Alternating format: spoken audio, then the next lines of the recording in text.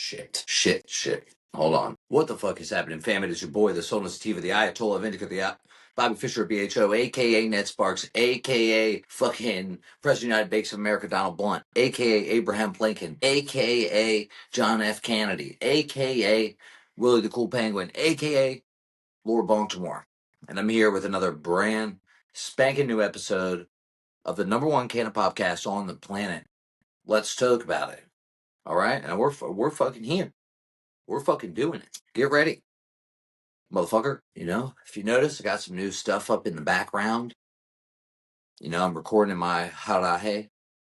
You know, it's a one-man show over here, okay? I don't have a Jamie. I don't have a fucking tech guy, okay? It's just me. I don't have a Hibbler. Although my man Eddie Bravo hasn't been posting as frequently the Look Into It podcast. One of these days, we'll get old Eddie to do an episode. I don't know how yet, but I'm putting it out there. It'll happen. You know, I've had people talk about it. You can listen to the Joe Hardcore episode. We talk about it. You know, I just put up the dues paid first form flag a little while ago. Got old Glory behind me, you know. Salud. Danzig. That's straight out of the teenage wasteland. That was my room growing up. I've had that thing since, I don't know, 10th grade. 20 plus years. Yeah, this is how gay I am. I was like, just putting it up actually a few minutes ago, and I was like, should I put this up? Are people going to be weirded out because I talk about Jesus sometimes and there's a 666 behind me? And I'm thinking to myself, no, the people that listen to this show are not fucking morons. The people that listen to Let's Talk About It got big brains. We do the damn thing. You know, we understand that it's just Danzig, man. It's just Danzig. Danzig's based as hell, too, man. He puts mad symbolism on his album covers. That's an esoteric dude. He is way before his time. You watch some old episodes, some old interviews with Danzig, you're like, well, who is this creep? Obviously, most of you should. Well, like I say should. I spent the time watching this shit every day, all the time, late at night, because I had nothing better to do but drugs. But I feel like a lot of people in my age range anyway used to watch the old Aqua Teen Hunger Force. Seems to have kind of fallen off. I haven't watched the most recent iteration of it, not alliteration. And I was disappointed, we could say. I like this better? Yeah, a little bit better. That's good. You see the t-shirt better. It's product placement. You know, if you notice, I got the blue and gold. Be hard when it gets hard, 3 of 7. Blue and gold in the background. Well, that's a little Masonic vibe. That's a little Masonic symbolism in itself right there. Blue and gold. Anyway, this is your first time to the show. Welcome. If you're a returning guest, a friend of the Let's Talk About It podcast, welcome as well. I need you to share the show. It's of the utmost importance that you do so. People need to listen to it. How are they going to hear it if you don't share it? I don't talk about things that are popular.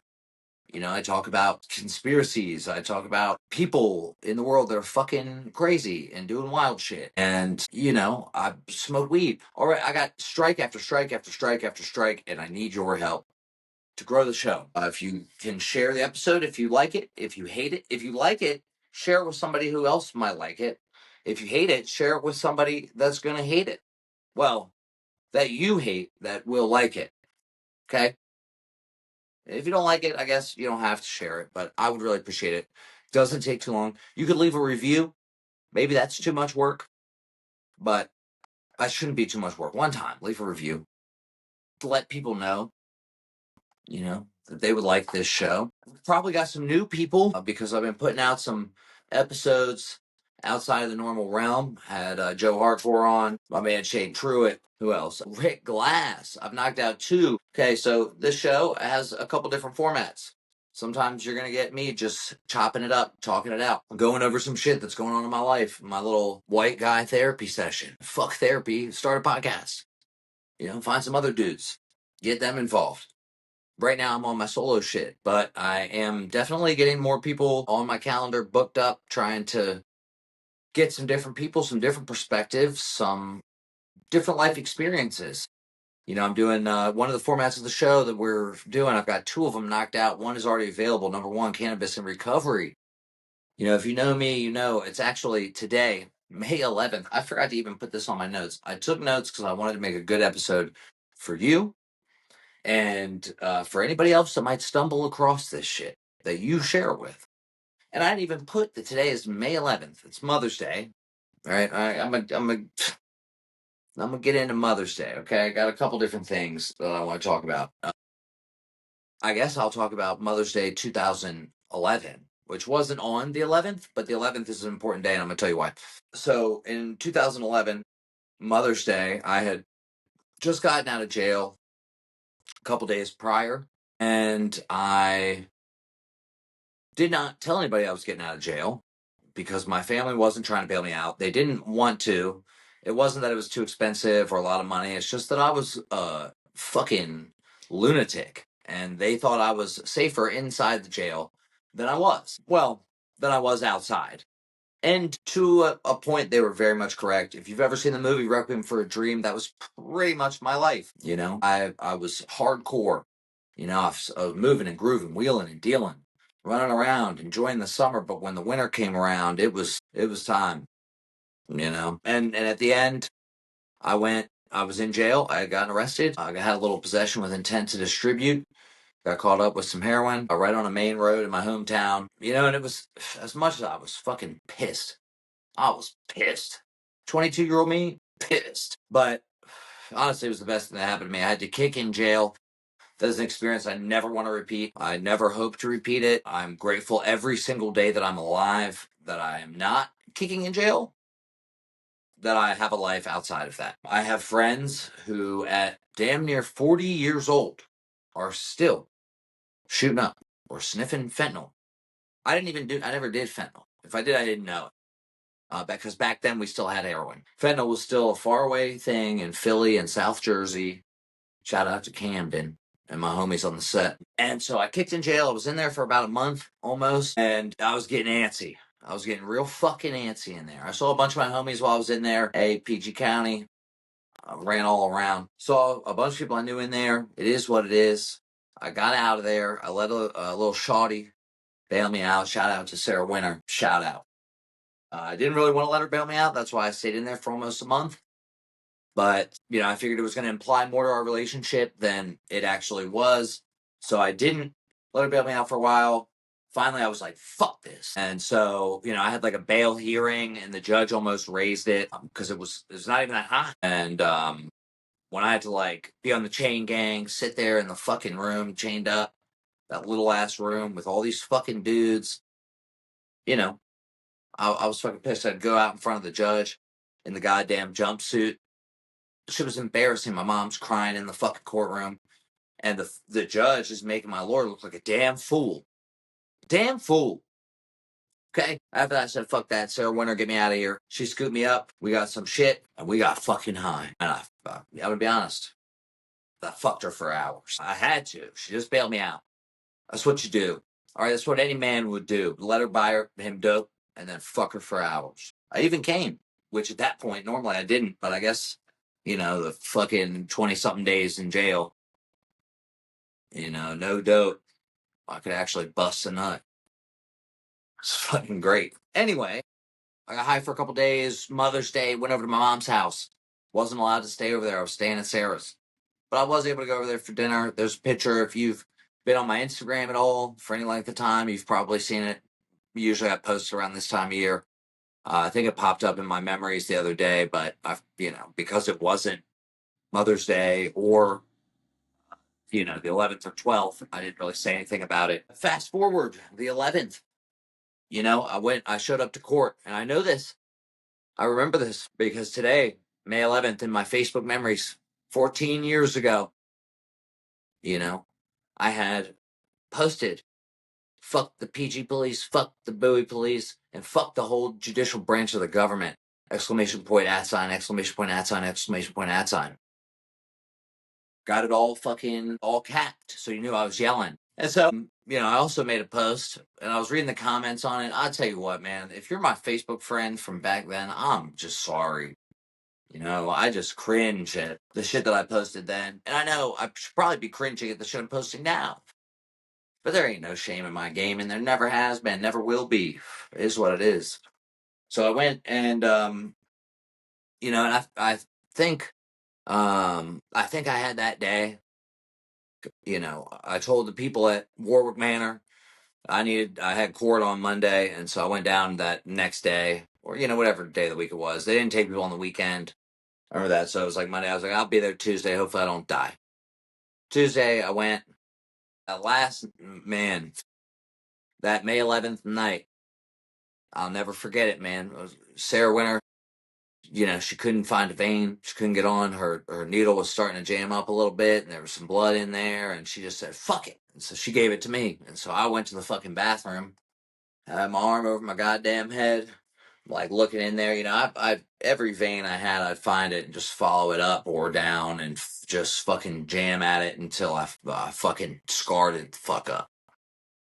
It's the reality. It's what I did. It's going hammer, bananas. And so I'm fucking looking in the mirror, just trying to figure it out, man. I'm like shooting this fucking dope up and just fucking blown. Like, this is my life. It's about to have to change, And, getting arrested was a catalyst, man. It sucked in the moment. I hated it. I had nothing fucking there. I was out of options, man. There's some very clear forks in the road for me. What was I going to do? Was I gonna fucking keep at it with with this jail, fucking rehab, and until it fucking killed me? Jail rehab, jail rehab, jail rehab, destroying fucking relationships along the way, damage them even more, or fucking give this old getting clean shit a try. I said I'm gonna give this clean shit a try, so I'm gonna do what it takes. Got out, fucking the 12th, which will be tomorrow. By the time you hear this, it'll probably be uh after the 12th, but yeah, I figured I'm gonna give it a real go. I'm gonna do it. I've been in rehab a couple times. Went out the shore. Shout out to my counselor Kevin, who I still fucking talk to. That dude still helps me to get it done. It's helped me beyond measure in so many ways, and does still even today. And not only from like a friendly therapeutic side. Not even. I don't really go to him for any of that shit. I don't want there to be any sort of ethical issue. But he helps with some business consulting. Yeah, just give me some insight in the industry and things to look out for. And when I got clean, man, he did everything he could as a counselor. And it was on me. I utilized him, but he really put the effort into me because he saw I was willing to fucking do the work, which is a common theme when you're trying to get clean. If you try and do the work, if you do it, then nobody else can do it for you. But the people that can help you will fucking help you. That's how it works. It's simple. Find the experts. If you're like, well, I don't have fucking addiction problem. Okay, apply it to something else then, because it works the same. I use the same tactics that I used to get clean to help me with shit today, every day. It's like, oh, here's a way to live instead of just being a bull in a china shop, ball of chaos, blasting through everything that's in my way. I can find some ways to have way less learning curve. And so, all that shit was 14 years ago. And so I always tend to share about it because it's important. And I always get a lot of people who reply back to me telling me how much time they have, what they do to, as a part of their recovery process. Here's the thing, man, that recovery shit is not cookie cutter these days. You still got people who preach complete abstinence, and there's a place for it. And there are people that fucking need it. My dad is one of them. All right. He's fucking, and he's doing the damn thing right now. I would like him to do more shit, but it's his process. He's got to do it. Just as my process is my own. My program is my own. And that's a big part of why this Cannabis and Recovery series is so important to me, because I want to kind of give a voice to people who you may not hear, people that don't have podcasts, or, just like some regular ass people like me. I'm not some crazy human. I'm just a regular old Joe Schmo. And I'm trying to better myself. I'm working on it. I do shit every day. 14 years later, today, this Mother's Day, after watching my kids tear it up on the old pitch, playing a little football, a little soccer, all three of them. And I was bouncing back and forth between both fields, cheering them on, giving some words of encouragement, some words of advice, and that shit is so cool. It's great watching them do jiu-jitsu, because that's like my thing with them. But soccer is more their thing with their mom, as she's one of the coaches and has been since they've been playing this year and last year. And so it's cool to watch them. It's really great to watch. But there's a trail right there at the park, and I went for a nice little 11-mile run. I owed it. I was supposed to do 6 last night, and I bitched. I bitched out. It was late, and I got home, and I just said, "Fuck that, man. Fuck that." And I laid down. It was my cousin's wedding, and I told one of my cousins, though, I was going to do it. I didn't, and I feel like such a bitch. So I went and did 11 miles today. Felt great. Ran out of water along the way and hydration. So the last 3 miles, I just had, if I was thirsty, I had to lick my fucking lips. About mile 7, I had to take a shit so bad. I stopped taking piss, and literally every piss prior. And I drink a lot of water. I drank a lot of water today. And every time I went to take a piss, I could feel I had to shit. And there was just no porta-john along the trail, and I just couldn't find a good spot. And I really was like, no, I can make it through back to the soccer fields, because the soccer fields have a porta-john. Like where my car was parked, there's a porta-john right there at the stop, the trailhead kind of thing. So I could make it back. I could not. Mile 7, I'd stop, took a shit in some little woods, had no toilet paper, used some leaves, was not very effective. I mean, it was not as effective as I would have liked, say as wipes or toilet paper or something. What was crazy is literally 30 seconds after I took this shit on the trail or off the trail, flies. I got a good visual representation of flies on shit. Yeah, I mean, they were swarming that shit. It's hot, steaming, late spring pile of shit. Was definitely getting tired towards the end. Should have refilled my water and kept moving just another couple of miles just for the fuck of it. Because I almost feel when I do that many miles, I should do a couple more. Fuck it, I'm already doing this. I've already had 11. I might as well do 13. I had good hydration, like I said, until I ran out at the end. Maybe next time I'm going to do that, I should bring some extra water, put it right off the trail so it's hidden. So when I get back, I can grab it and it's ready to go. Otherwise, fuck it. Came home, got some shit done, recording this, gonna get a workout in after legs, mind you. I'm gonna try to go as heavy as I can, but also not gonna push crazy. I'm gonna see how I feel, what my legs are feeling like. Uh, but I can already feel my body is tight. Gonna have got a shake here waiting. Firstform.com/ElliotAces. Support yourself and this podcast. Get you some protein powder, post-workout ignition to go along with it. Stack it up. Get you some joint mobility, some motherfucking vitamins. M Factor is great. Microfactor for the whole damn 9. Opti-greens. Full omega-3s. These are all essentials. Okay? If you're living any sort of health-minded life, you don't want to take some shit, fill in some gaps, man. Make sure that you're hitting a protein goal.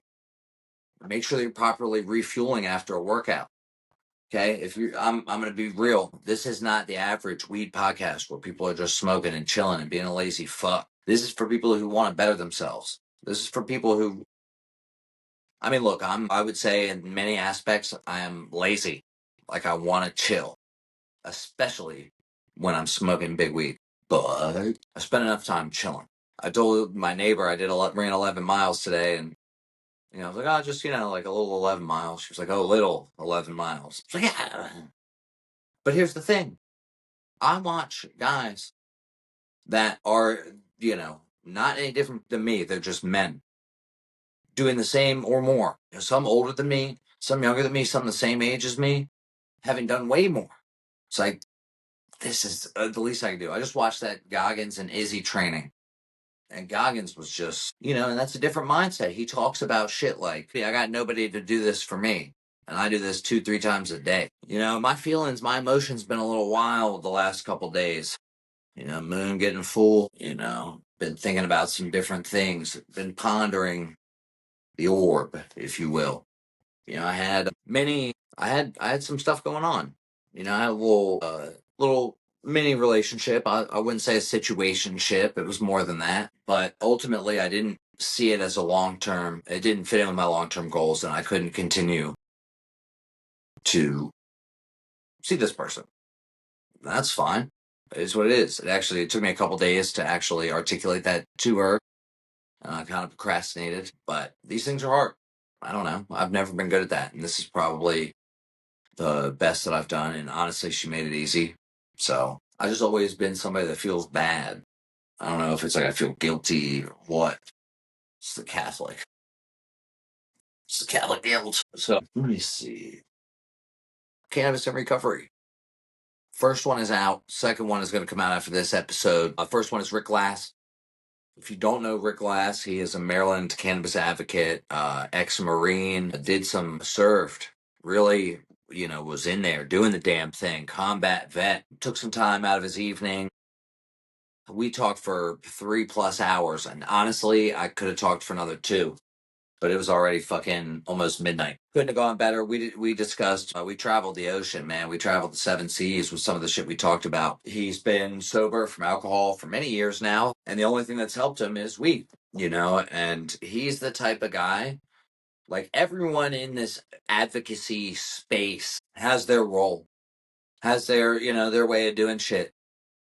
I've spent some time on like the legislative side working with some fucking suits trying to get cultural perspective into the legislation, and it's fucking hard, man. When you talk, like, I'm not the guy that feels good going to law enforcement as a cannabis advocate. And now I could feel better, right? There's a commonality. I train with enough cops in jiu-jitsu that I could probably handle myself in a situation like that. But somebody like Rick Glass, he looks the part, man. He looks like one of them. He didn't start smoking until he was in his late 30s, and that's not my story, right? So he's really only been on the industry side, and we had a great conversation. It was definitely a different perspective. Episode 2, I could tell you, Zeke the Freaky. He's a totally different situation. I've been sober for the last 2 years, almost 2 years. So even less of a time span, right? Totally different process. Isn't somebody like a me and Rick Glass who spends a lot of time on hardening the mind and the body and creating a more resilient spirit, right? This is it's fucking way more chill. Instead of spending his money on 30 packs every day, he's spending it on better hash. He's more functional at his job. It ended up being a really cool conversation. I've got a couple other people lined up already. Need to get some rescheduling in. Honestly, was supposed to do one last weekend. She couldn't make it. Supposed to do it this weekend. Now, today, didn't even realize it was Mother's Day like a damn fool. So got a couple other people that are going to have some interesting perspectives as well. Please, would really appreciate if you could share these cannabis and recovery episodes, especially if you have your own story. And if you'd like to share your story about your recovery process utilizing cannabis, I think I would love to share it. I would love to give you a space and have a conversation. We could chat about it because it's important. People are fucking dying. If you're from somewhere else, I know I have some international listeners. Deutschland or Fatherland. Fucking, and you speak English. Get the fuck on here. Let's talk about it in different cultures, share it with your fucking friends, because at the end of the day, we're all one and the same. What else? So, Yeezy, I'm pretty sure on the last episode, I may have touched on some of this new music that Ye has been tweeting on. First of all, who the fuck is Dave Blunts? Okay, I know I just am not hip. But I know when I look at him, I'm ill because this motherfucker is on a stage and he's got his own couch. Right? He's got his own couch because he's too fucking fat to stand up. They may or may not bring a forklift in, just scoop under the couch, lift him up, forklift him to wherever he's got to go, and blob him into a seat. I mean, it's just fucking ridiculous. But I'll tell you what, if he helped to write and formulate these new tracks, I mean, it's just we're at a point where Kanye's level of genius is just clearly unmatched.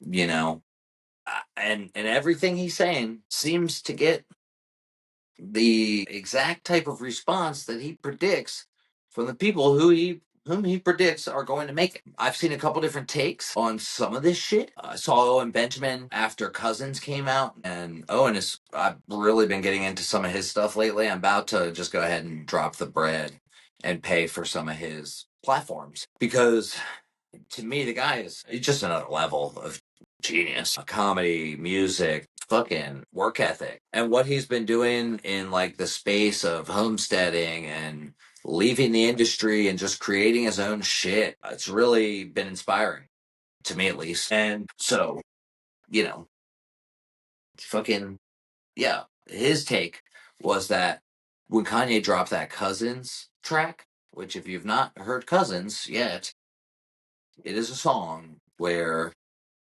Kanye sings about finding pornos and him and his cousin are sucking each other off. Well, he's not saying, I don't think that his cousin, he doesn't say, to my recollection, that his cousin was doing any of the sucking off, but he was definitely sucking his cousin off. I mean, to quote the song, he says it multiple times, say it 3 times. Think about any of those little rituals you used to do as a kid. Fucking Bloody Mary, Bloody Mary, Bloody Mary. Oh shit. I'm looking into my phone at a mirror of me, and that is definitely a portal like a mirror is. But you say it 3 times. Kanye said it 3 times. Okay? He said, I gave my cousin head, I gave my cousin head, I gave my cousin head. He says it multiple times. And the pitch of his voice changes each time. I gave my cousin head. And it even voice cracks like that. But the beat and the production, I'm fired. I can't even listen to it, man. I can't even let it permeate into my brain. But Owen was talking about, Kanye's wanted to start a porn company forever, and he's trying to normalize gay Negro incest. And that's an interesting perspective.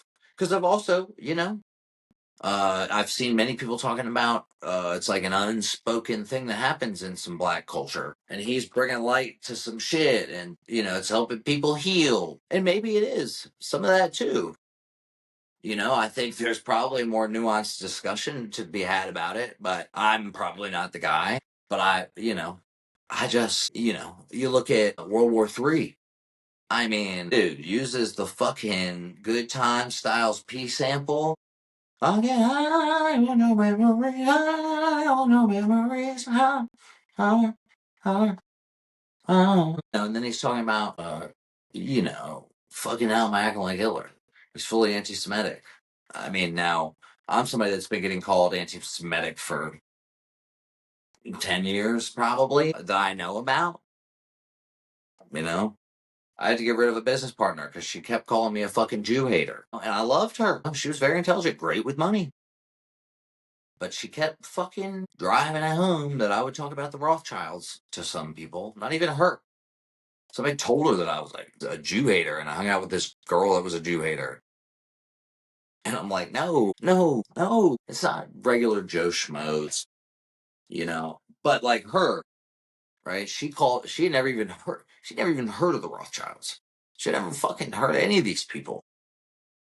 She calls her cousin, who's like a Jewish studies professor or something, and he pretty much told her, anybody talking about 13 families and bloodlines is fucking anti-Semitic, fucking Jew hater, and you need to be scared of them and get the fuck away. That was like 7 years ago. And like, it's so funny to me because some of these same people that were calling me all these names, like then started fucking talking about the same exact shit in the last fucking 2 years because it's popular to hate on Israel and, talk about free Palestine. Free Palestine. Shout out to Connor, my boy. I wonder if he's like my brother. They did that Tucker interview in the Irish Freemasonry temple, the Grand Lodge of Ireland. There's probably some shit in there, boy. But I wonder if Connor's one of them, one of us, one of me. But I digress a lot. Fucking banger. The new one, Heil Hitler, god damn it. The track is fucking wild. You look at the video, yo, it is crazy to me. It is fucking crazy to me. I just can't. But it's Gemini season's coming up, man. And like I said, I just know this, Kanye is just, he gonna keep dropping them and I'm gonna keep listening to them. If they suck, they suck. If they're bangers, they're bangers. I don't give a fuck. Okay? You know. He dropped through the wire, man. I had a broken jaw. We were bonded, man. Him and I. I'm sorry if that disappoints you. Okay? Spirits are intertwined. Easy. If you hear this, yay. If you hear this, I don't fuck with J. Cole. You can come on my podcast. I'm about to reach out to the fucking wildest people, okay, and just have some of the craziest people on my podcast. See if I can get them. Find some of these people who are super banned from everywhere. Fuck it. Fuck it. Like, I want to know. I want to talk to these people. Okay? I want to understand. Maybe I'll fucking reach out to Nick Fuentes. Nobody has that guy on. I want Owen Benjamin. I feel like if I get on one of Owen's platforms and like start interacting there, I could potentially interact with him. Something tells me that I could get him to. He could do an hour. He would do it. He's out in Idaho. He's got nothing to do except for shit on his little farm. Not saying little to diminish it, but just, I mean, on his homestead. I don't know how big it is. Okay. It's more than I have, sure. But I'm going to reach out to like some very deep platform people and see if I can get them on my podcast. I just, I don't know how other people are going to take it, but fuck it. Fuck it. Fuck it. Okay. I mean, it's not like, what's the worst that's going to happen? Streisand effect, baby. Gotta do what we gotta do. To touch on, and so I ended that little relationship that I was like having, and a part of it, right? I said my long-term goals didn't fit in with it, right? She was a couple years older than me. She ain't having no more kids. I'm not sure that I want to take on being some sort of figure in her kid's life. Not that we were at a point where, she was trying to put that on me or anything, or me, her, but still, and the reality is that I want more babies. I know I have 3, but I feel like I should have more, I just feel like I'm not done and it's not fair for me to lead this woman on and, but I'm like scared. I'm like, who the fuck am I going to find? I'm like a freak, bro. I got all my own little quirks. I just am like, got certain shit. And I just, honestly, I feel sometimes like, am I even willing to let a woman in that much and love deeply in that way after what happened with my kid's mom? These last 2 relationships that I had were fuck. I love, man. I love to love. And I want to be me and I have depth. Okay? I know I sometimes just seem like a stoned piece of white trash, but there are many layers. Okay, many, many layers. As someone reached out to me, and this is how crazy it is. She's about 28. She's been through it. She's like in the process of a divorce, and she's got a kid that she had when she was like 20. I met her when she was like 17. She would like try to be flirty with me, and I was like 25, 26. And I'd have to like shut it down, but I could feel there was a vibe. I know. But look, if you knew her, you could ask her. She'll tell you I was very respectful. I never in any way. Plus, I was like super in the Zoomies Kool-Aid Like, I didn't fuck with my employees. It's just not right. Okay, it's not what I was trying to do. I don't like any sort of power dynamic in that way. I don't like somebody having something that they could hold over me potentially.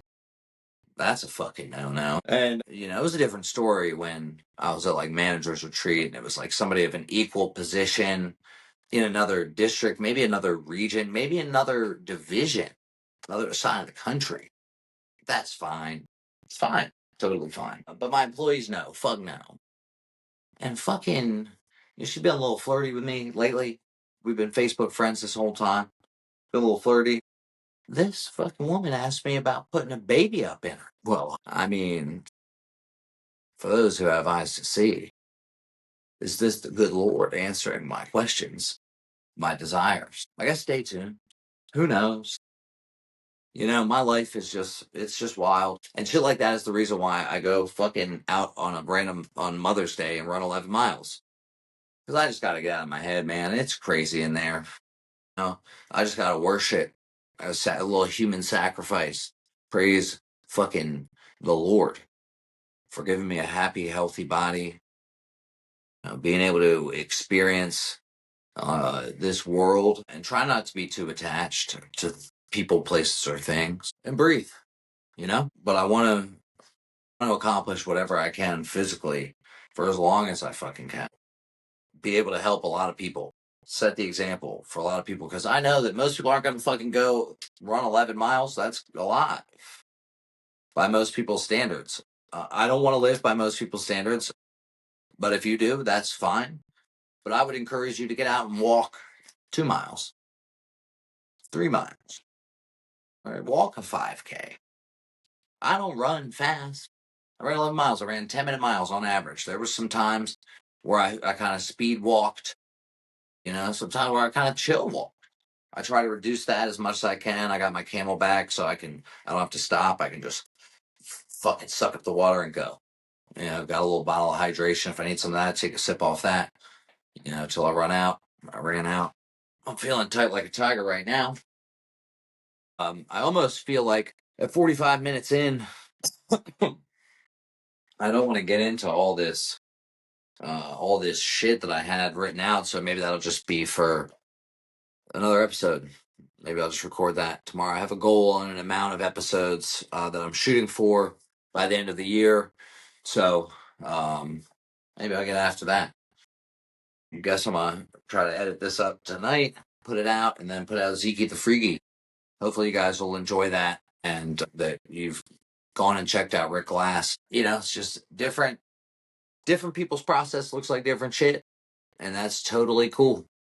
I think it's important that we recognize that it's not cookie cutter these days. I do think there are elements that I utilize that others don't, and others utilize shit differently. But I think there's an underlying theme in 2 episodes. But we'll see how it continues to play out and how people carry it. But I just know that there's going to be some elements that people really can resonate with. With that, more out.